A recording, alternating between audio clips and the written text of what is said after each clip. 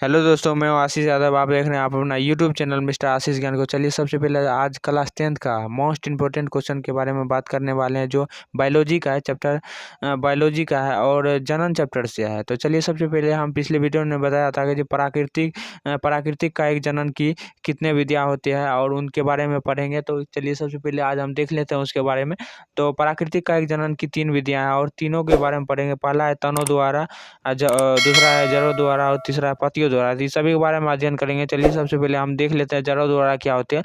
देखिए कुछ ऐसे भी पौधे होते हैं, इसका देखिए कुछ ऐसे भी पौधे होते हैं जिनकी जड़ काट करके दूसरे जगह रोप दिया जाता है। तो उससे क्या होता है, एक नया पौधा का निर्माण हो जाता है। तो उसे क्या कहते हैं, जड़ों द्वारा कायिक जनन। ये बात तो आप लोगों को समझ में आ गया। उसके बाद देखिए हमारा क्या है यहाँ पे, इसका जैसे देख लीजिए शकरकंद, उसके बाद परवल, डेहेलिया, इसका जैसे हो गया। उसके बाद देखिए तना द्वारा क्या होता है। तना द्वारा हम पढ़ने वाले हैं कंद के बारे में, कंद के बारे में और परकंद के बारे में और धनकंद के बारे में और शलकंद के बारे में। पहला है कंद के बारे में, दूसरा है परकंद और तीसरा है धनकंद और चौथा है हमारा शलकंद। तो एक नंबर में मतलब कंद के बारे में देख लीजिए क्या होता है।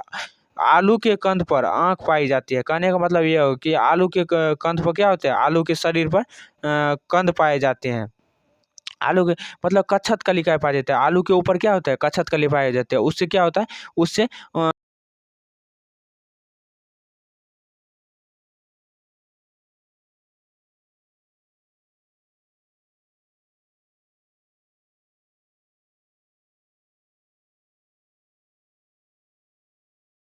कलिकाएँ, कच्छत कलिकाएँ के माध्यम से क्या होता है, जो उसका जो है मतलब पौधा निकल जाता। आलू को काट करके कहीं रोप भी सकते हैं और उससे नया पौधा भी विकसित हो सकता है। तो इसका देखिए प्रकंद का, आलू के उस पे क्या होता है, आलू के ऊपर कच्छत कलिकाएँ पा जाते हैं। उससे क्या होता है, एक नया पौधा का भी विकसित कर सकता है, एक नया पौधा विकसित कर सकता है। तो ये बात तो आप लोगों को समझ में आ गया। उसके बाद देखिए हमारा क्या है, उसके बाद हम पढ़ने वाले हैं परकंद के बारे में। परकंद क्या होते हैं, परकंद देख लीजिए। परकंद के अंतर्गत ऐसे पौधे आते हैं जिनकी जड़ों पर राइजोम पाई जाती है। देखिए पहला क्या है, परकंद ऐसे पौधे में आते हैं, ऐसे पौधे के अंतर्गत आते हैं जिनकी जड़ में क्या होती है, राइजोम पाई जाती है। देख लीजिए इसके बारे में।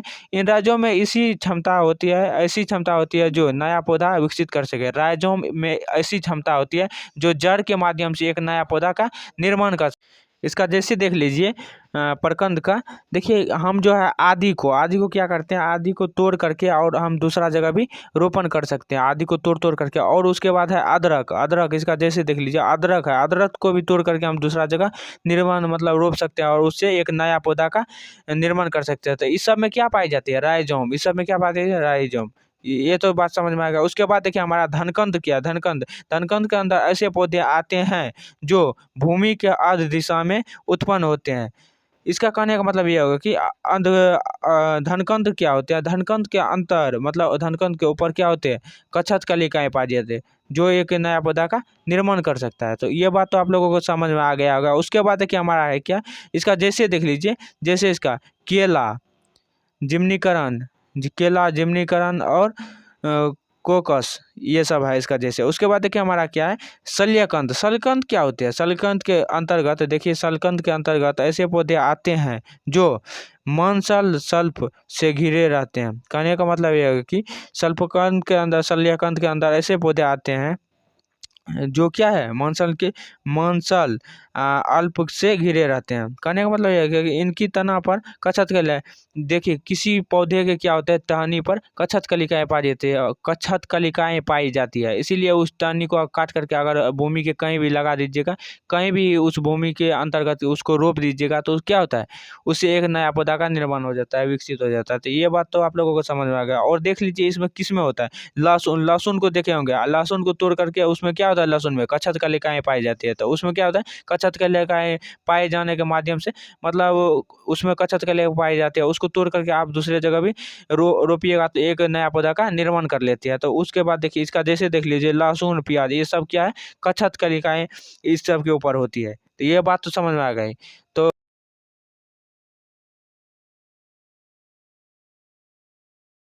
उसके बाद देखिए हमारा क्या है, पत्तियों द्वारा समझ लेते हैं क्या होता है।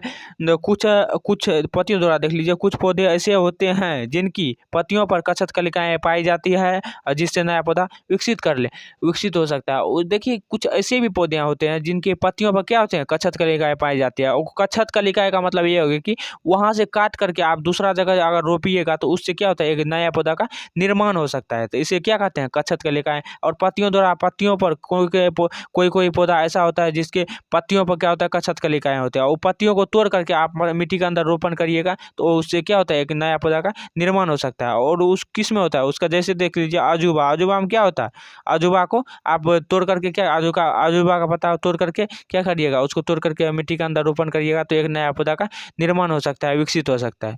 तो रहने देते हैं इतना ही, फिर मिलेंगे नेक्स्ट वीडियो में, तब तक के लिए जय हिंद।